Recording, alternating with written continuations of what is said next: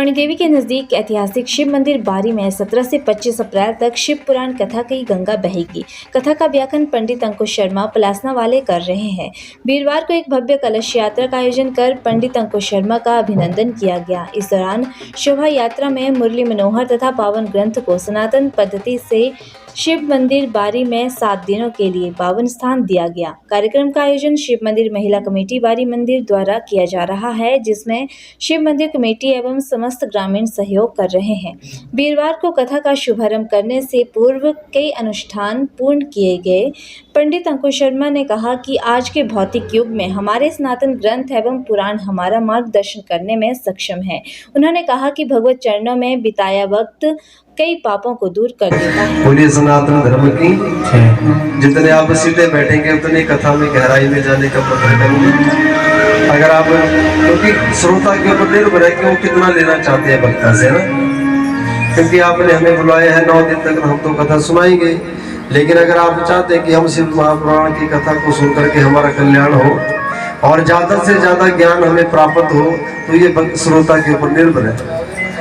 वक्ता का चाहे जितना मर्जी देना चाहे, लेकिन सामने देने वाला नहीं हो तो वक्ता भी सोचेगा चलो 9 दिन का समय मिला है, अब फॉर्मेलिटी करके चले जाएंगे। बुरी आनंद कंद भगवान की।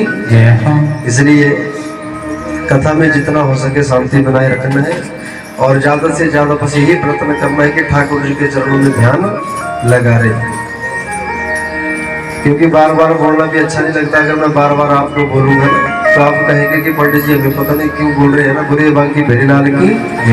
बाकी ज्यादा मैं बोलूंगा भी नहीं, क्योंकि मुझे शौक भी नहीं है कि मैं ऐसे बोलता रहूं, है ना। लेकिन आप हरकत करेंगे तो मैं बोल भी सकता हूँ। बोलिए नारायण भगवान की। इसलिए आपने प्रयत्न करना है कि आपने बस कथा में ही ध्यान लगाना है।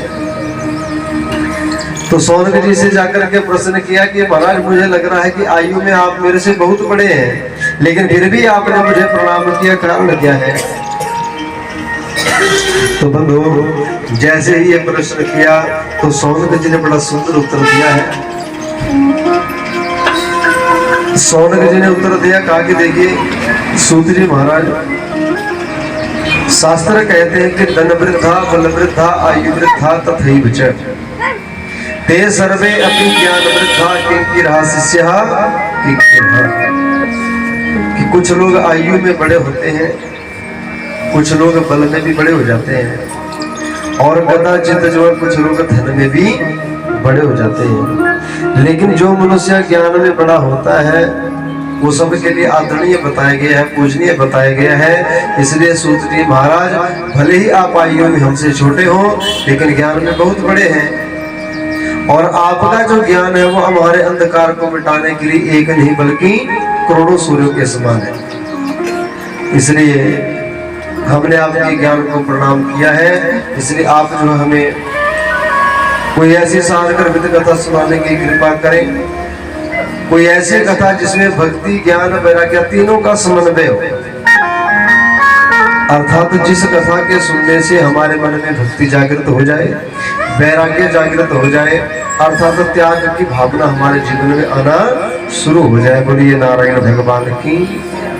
क्योंकि आप जितना मर्जी भक्ति करते रहो, जब तक आपके मन में वैराग्य नहीं होगा ना, वैराग्य का मतलब है कि न संसार के विषयों से छूटना। जब तक आप इन संसार के विषयों में संलग्न रहेंगे तब तक आपकी भक्ति आपको फल नहीं देगी। इसलिए भक्ति के साथ साथ जीवन में वैराग्य, ज्ञान और त्याग का होना बड़ा जरूरी है। जब तक भक्ति के साथ आपके जीवन में ये चीजें नहीं आई तब तक हमारा आप जितनी मर्जी भक्ति करते रहो, लेकिन आपके जीवन में कभी भी भगवत कृपा होने वाली नहीं है। बोलिए नारायण भगवान की। इसलिए